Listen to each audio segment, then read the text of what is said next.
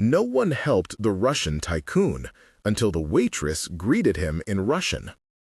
The lobby was a stage of practiced ease. Chandeliers spilled soft gold over marble that reflected shoes and skirts and the brushed shoulders of people who never had to wait. Laughter hung like perfume above the reception desks. A pianist at the far end played something familiar and polite. Attendants moved in well-rehearsed choreography. A bellhop with a white glove. A concierge with a leather-bound tablet. A concierge smile perfected by training and repetition. He stood off to the side, a thin, older man with a coat that had seen a few winters. The coat was good, solid wool, carefully mended at the cuff, but it was not new. His hair, finally revealing its silver, had been cut tidy. A pair of sensible shoes had been shined, but not too shine. He kept his passport close, fingers wrapped around the worn leather cover like an anchor. From a distance, no one would have guessed who he was. He had learned to make himself ordinary. He'd spent the last months making himself quiet. There had been reasons. Boardrooms, backdoor votes, hands that had once been trusted, now turned away. He had boarded a plane in the small hours, removed his name from the guest list, and come in plain clothes to watch. Not for revenge, for a test. People passed him as if he were a lamppost. A family with luggage wheeled around his shoulder. A woman wrapped in cashmere frowned when he reached past her to the brochure rack. A bellhop skirted him without a nod. Practiced smiles spun like a carousel above him, beautiful and utterly uninterested. When he reached the front desk, the clerk glanced at him with the kind of scrutiny meant to confirm an assumption. The man's English was careful, peppered with accent and old-school courtesy. "Good evening," he began. "I have a reservation." The clerk's fingers paused on the keyboard, long enough for the sound of the pianist to swell, then flicked again as if the pause had been an irritation. She read from the screen with the brisk finality of someone who had learned to reduce people to boxes. Name. He said his name slowly. It sounded solid, foreign. The clerk's eyes moved from his face to the screen, then away. The cursor blinked. "We show no reservation for that name," she said, voice flat. "Do you have a confirmation number?" He fumbled in his coat pocket. A guest badge from a different hotel had been left there, a tiny token. He offered a sympathetic smile and the passport, hoping a real face would answer the question. The clerk took it with polite detachment, scanned the passport photo and the current guest list as if the two should match without friction. "Perhaps you need another place?" the manager suggested from behind the desk. He had the posture of someone trained to rule a room with an economy of words. Broad shoulders, a tie chosen to draw attention, an expression that suggested authority came by right. On his nameplate, manager. The nameplate itself looked expensive enough to have been ordered with the rest of the lobby's curated dignity. "We're full," the manager added, loud enough that other guests turned to watch. "We can place you at the end down the road. They accept walk-ins." The suggestion landed like a private slur. The older man's smile tightened. He explained, carefully, that the reservation had been made weeks in advance, and that he had confirmation sent to an email the clerk could look up. He said the email address. He offered to call the number on file. He moved with the politeness of a man taught to soothe friction even when he was the one needed by it. Behind him, whispers rose and fell. Someone took a photograph with a phone and pretended not to. He had expected challenges. He'd anticipated procedural delays. He had not expected a theater of dismissal performed at such speed. The embarrassment worked like a slow tide, pulling at him. He felt the weight of small human cruelties, how quickly a single-roomed assumption could become a verdict. A flash, then memory, in shortcuts. A long table, faces blurred into a wash of suits. An agreement slipped in the dark hours. The man at his side who'd called himself nephew. A hand on a shoulder that had once promised loyalty. The flicker of tabulations, shares, voting, and a quiet announcement that changed ownerships overnight. He had left more than money in those meetings. He had left trust. He was not alone in knowing pain of that shape, but pain did not make you invisible. In major hotels, people paid a premium to be seen. He had chosen to be invisible to see who would notice. "Sir," the clerk said finally, the faintest edge of impatience showing. "Without confirmation, we can't confirm a room. It is the policy." The manager tilted his head toward the entrance, as if to point to all the alternatives in the world. "The inn," he repeated. "They'll take you." The words landed like a dismissal. For a moment, the older man looked as if he might leave. He had insurers and lawyers he could call, but he did not want the spectacle of power returned at the cost of dignity. He had come to see what dignity looked like when not tied to deference. Yet inside his chest, the old habit of restraint became a smaller thing. He breathed out and took one step back. Then the cafe door opened. She came out balancing a tray of coffees, hair tucked into a simple bun, an apron tied low at the waist. Her steps were quick, unaffected, practiced in the small economies of a working life. Her name badge read Katya. She looked at the man with an immediacy that cut through the choreography of the room, as if she had seen someone misplaced. She did not consult a screen. She did not check a policy manual. She simply closed the distance. "Извините, могу я вам помочь?" she asked. "Извините, могу я вам помочь?" "Excuse me, may I help you?" The sound of her voice, soft, unmistakably Russian, fell into the lobby like a single, clear bell. Conversation slowed. The pianist's hands hesitated mid-chord. The clerk's fingers paused on the keyboard as if the cursor had just been asked to stop and take notice. The manager's smile froze, an expression of confidence caught off balance. The man looked at her as if he were seeing color again. For a heartbeat, his face loosened into a softness no one had seen in that room. He answered in the same language, the syllables landing like something expected and at last permitted. "Здравствуйте," he said. "Здравствуйте, hello." The room fell meaningfully quiet, not because anyone had signaled silence, but because something human and whole had unfolded right there, over the hum of the air conditioning and the rustle of receipts. Her voice had done what 1,000 policies could not. It removed, instantly, a wall built of assumption. Katya did not offer a show. She crouched down to the level of the desk, laptop screen between them, and asked simple questions. Her fingers were quick over the keyboard. She scanned the confirmation numbers and cross-referenced the dates. The clerk watched with a new awareness, as if watching an inspection under a microscope. "Your reservation is here," Katya said, pointing. "Suite 301 is yours, VIP. There was a problem with the booking that marked it as pending. I can fix it." She smiled then, small and unassuming. "Если хотите, я могу занести ваши вещи в номер. If you like, I can take your things to the room for you." Her voice, even in English when she switched, kept a steadiness that made the manager's earlier dismissal seem not just rude, but dangerously myopic. He leaned forward in a way that smelled of self-preservation. "That can't be right," he said, attempting to reclaim the tone of command. "We have a strict system.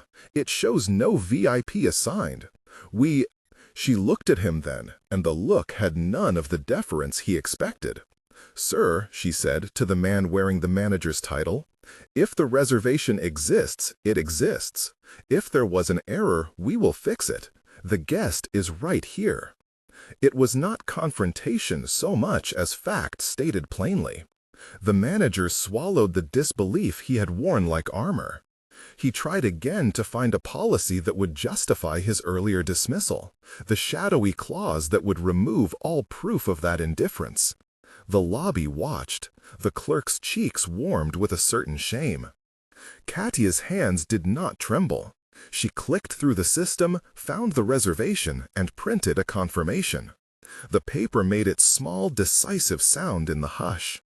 The older man took the printout and read his own name. It was written in block letters, his legal title beneath it. A suite, the kind with a private terrace and a bottle of champagne waiting. He did not lift his chin in triumph. He folded the paper and slid it into his coat pocket as if tucking away a small gift. Around them, reactions unspooled. A few guests apologized under their breath. A child stared with the straightforward curiosity of someone who did not yet understand courtesy. The bellhop who had ignored the man reached for a trolley and then pulled back, uncertain whether to act or bow to the new tenor of the room. The manager's complexion shifted from practiced confidence to an expression where anger and calculation fought. He had misread an old man. He had compounded his error with tone. He was aware, suddenly and unpleasantly, that he had been seen through. The Tycoon, Alexei Morozov, though he had not yet said the name publicly, watched with the soft gravity of a man who had been studying human currency for decades. He had come to test his hotels, and in the way of testers, he had catalogued the small moments where institutions either upheld the dignity of strangers or let their training replace humanity. He could have made a scene. He could have slapped his badge on the counter and demanded instant apologies.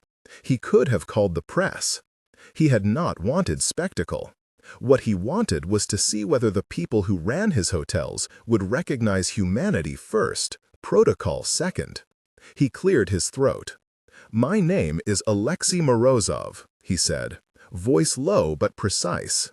The name had the weight of a legal signature. It spread across the lobby like a small shift in weather. People leaned slightly as if caught in the gust of a door opening. "I own this chain." The manager's features changed in a blink. The air in the lobby condensed around authority like heat around a lamp. The man behind the desk went very still, and for a moment the two men regarded one another as two different versions of the same city, one built of assumption, the other built of amassed consequence. Alexei did not raise his voice. He did not smile. He looked at the manager as a principal, not as a target. "I am disappointed," he said.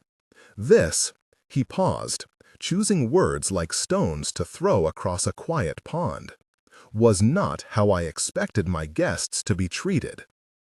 You could hear the measure of that disappointment. It carried the weight of someone who had built things, hotels, systems, jobs, and who understood that a building's greatest value was the people inside it. Words of punishment gathered in his posture like a trained chorus waiting for a conductor. "I will not belabor you publicly," he continued. "Effective immediately, I am placing you and the front desk clerk on suspension pending a full review. We will set aside their pay during this period and allow space for a fair hearing. We will also institute mandatory customer service retraining across all properties, starting with this one. A cultural liaison role will be created to ensure language and cultural recognition training is available. And," he added, turning to Katya, "I would like to speak with you about a position." Katya's face went through a succession of small emotions: surprise, a blush, the practiced reserve of someone wary of sudden offers. He saw none of the mercenary hunger he feared. He saw a woman who had been doing her job because it made sense to do it well. She had come from a different place, had learned the language of service with the language of home in her ears. She was, he realized, the kind of person who would make his hotels better, not just for PR, but in ways that mattered. "You have eyes," he said to her gently. "You see people. I would like to hire you as a cultural liaison and guest relations trainer. You will be paid well. You will be given funds to continue your education in hospitality management if you wish. You will have a team." She blinked. And then, in a voice that trembled with something like disbelief and gratitude, she said, "Spasibo."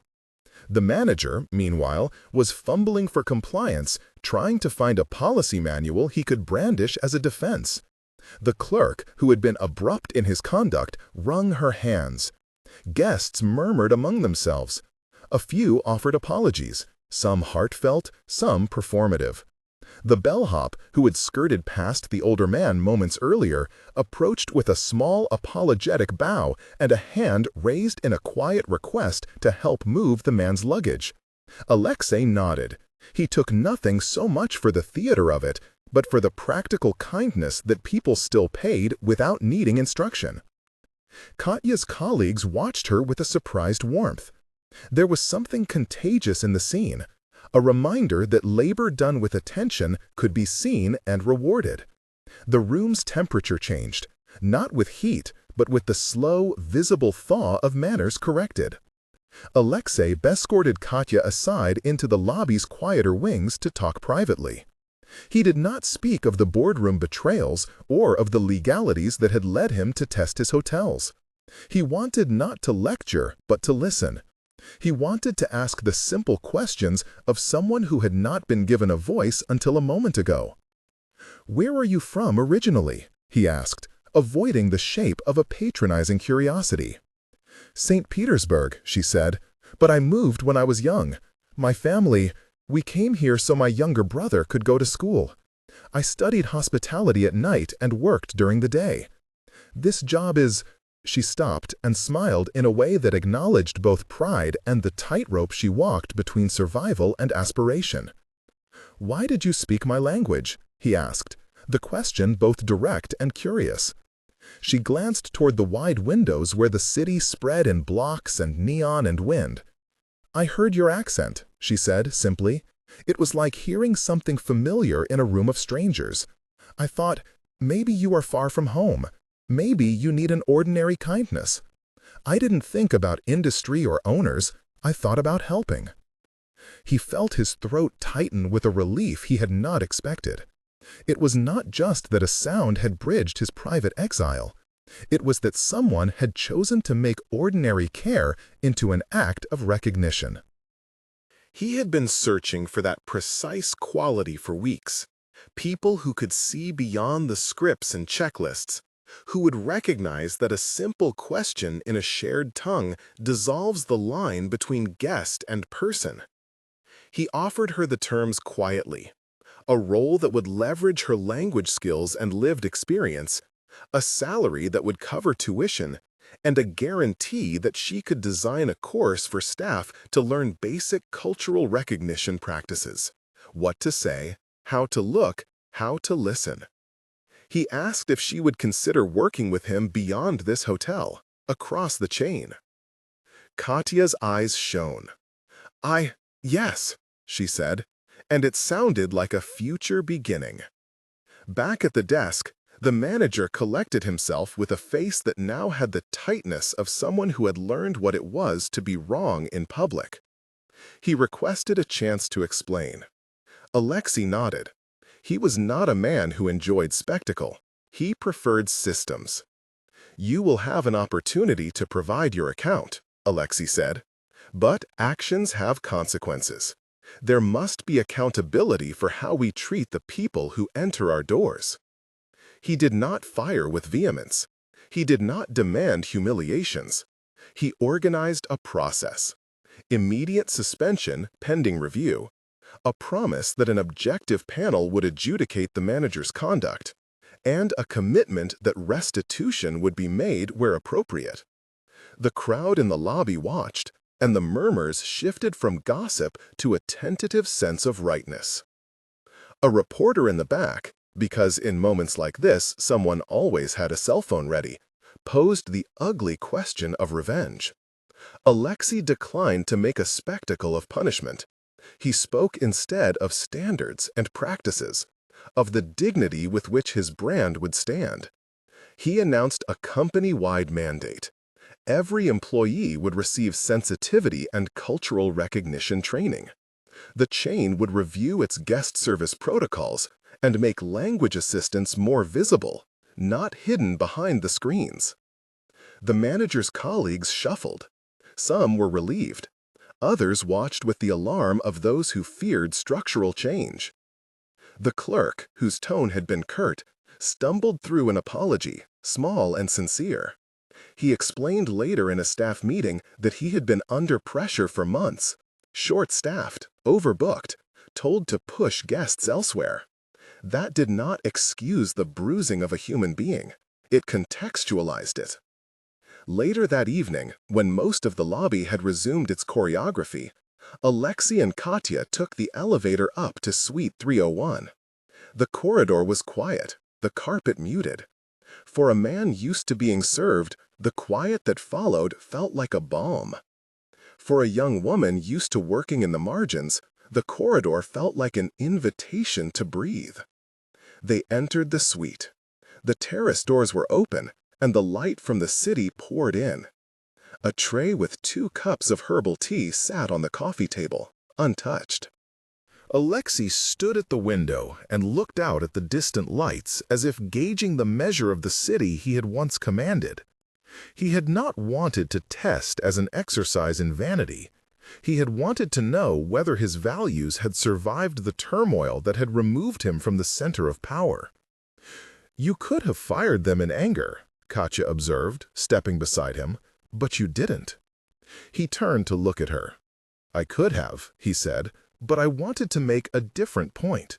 I wanted accountability that built something rather than tore someone down.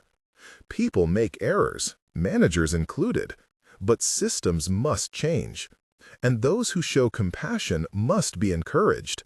You were not trying to be rewarded, you were just kind." She smiled, small and surprised. "Most of us learn kindness from being neglected," she said. "We teach ourselves to notice others because some once noticed us. It means a lot to be seen." He studied her, as if learning how to be young again by proxy. "What will you do with the opportunity?" he asked. Her answer was modest but honest. "I'll build a class," she said. "Teach staff phrases in different languages, yes. Teach them to look for more than a guest's clothes. Teach them to ask questions softly. To treat a person as if they belong, not as if they are an inconvenience." He nodded. "Good," he said. "Then we'll start there." They sat for a long time on one of the sofas, cups cooling in their hands. The suite smelt faintly of lemon and clean linen. For the first time in months, he allowed himself a kind of small, private pleasure, the knowledge that his hotels could change from the inside. He had thought his crisis might belong to balance sheets and legal filings. Instead, the solution had taken the shape of a young woman who knew how to say hello in his language. Word of what happened spread quietly through the staff that night. Some thought an odd reversal, an owner testing the system by pretending to be a guest. Others took more from it. The training courses were scheduled. A new position was posted. Applications came in from across the region by morning. In the weeks that followed, the manager and the clerk both faced formal reviews. The manager, upon reflection and guided by HR procedures, resigned with a settlement. He did not get to keep his title. The clerk was reassigned to a remedial training program with the option to return after completion.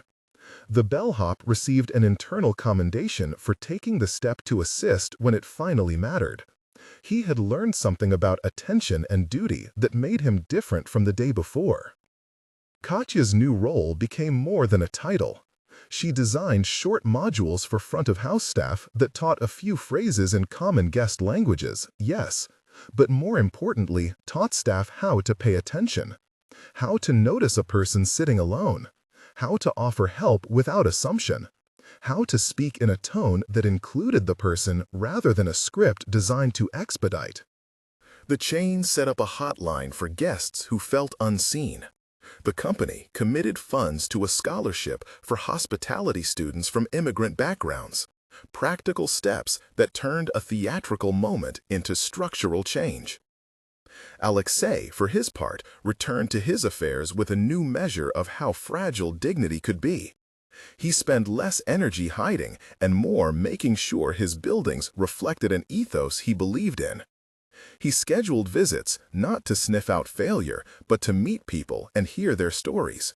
He took notes, real ones, about the lives that intersected with his properties. The bellboy who was saving for a child's surgery, the housekeeper who wanted to finish her degree, the clerk who had once been an aspiring pianist and had given up music for steady pay. He found that when he listened, the company listened, and when the company listened, better things began to happen. Sometimes in the afternoons, after rushes and bookings, he would sit in the cafe and watch Katya move between tables, balancing trays and attention. She had a new steadiness now, a quiet authority that came from being trusted. Every so often, she would catch his eye and give a small nod. He would return the nod, not as a boss to an employee, but as a fellow traveler acknowledging the human route they'd both taken. Months later, when the seasons turned and the chain rolled out its new training program across other properties, a short film crew visited to record testimonials. They filmed staff speaking about the small change that had altered their workplace culture. They filmed guests who had once been overlooked recounting moments of being seen. They asked Katya what she remembered from that morning when she had spoken one sentence in Russian and nothing more. She looked at the camera and then away, thinking of faces. It wasn't the language, she said slowly, choosing words like she had chosen them that morning, softly but with conviction. It was the recognition. The language was a doorway, yes, but what I wanted to do was open it. Alexei watched from the back of the room. He had not sought the lights or the cameras. He stood there because he wanted to be present. He listened to the staff speak and felt the ripple of something that, after months of turmoil, felt like repair. There were still challenges. Corporate life never stops presenting them. But the values that led him to make the decision to see for himself rather than punish for spectacle had cascaded into action, small enough to be taught and large enough to alter structures. Once, late in a quiet hour, Katya found him by the windows of Suite 301 again. The city was a lattice of distant lights. He had a small envelope in his hand, the scholarship letter, an offer for her to lead a short-term pilot across 3 properties. The offer came with a modest stipend, a mentorship with a hospitality professor, and a contract that included expectations and protections. She laughed then, an incredulous, bright sound. She slipped the envelope into her apron pocket like a talisman. "People will ask why you did it," she said, "why you came as an ordinary man." He thought about the answer for a beat.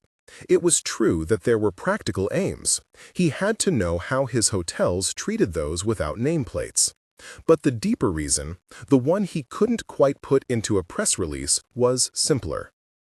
"I wanted to know if kindness could still be found inside my walls," he said. He paused. "I wanted to find it without the obligation that people act kinder because they fear me."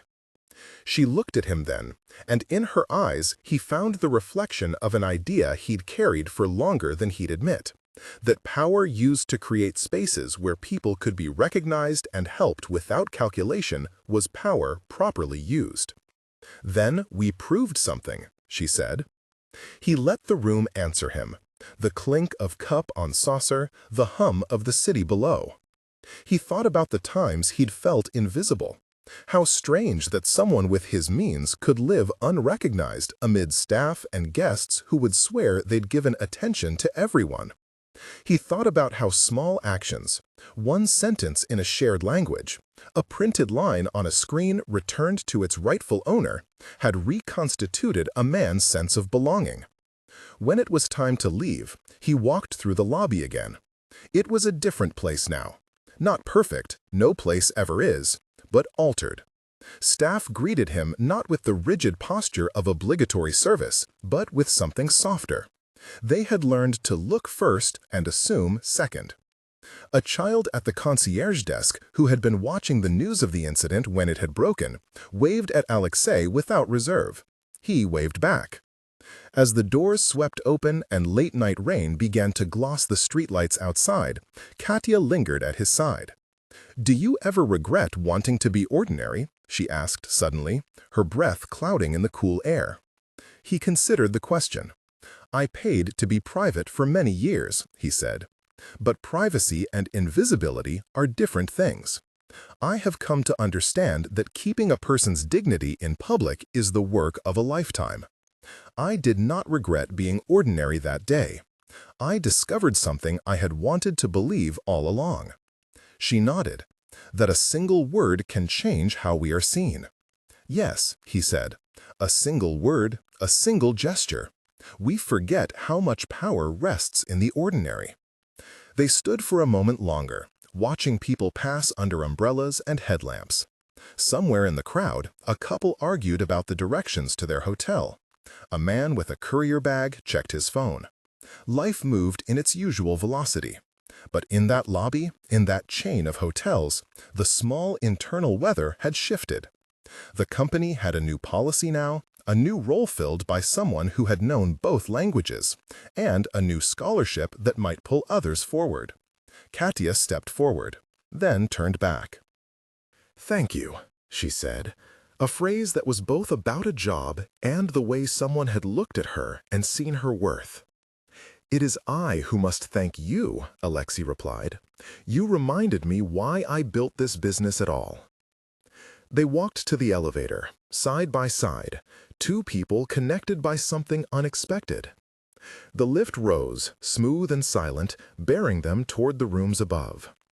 When the doors closed, the lobby returned to its rhythms, but different now, a place that had been taught by a handful of minutes and an honest voice how to notice.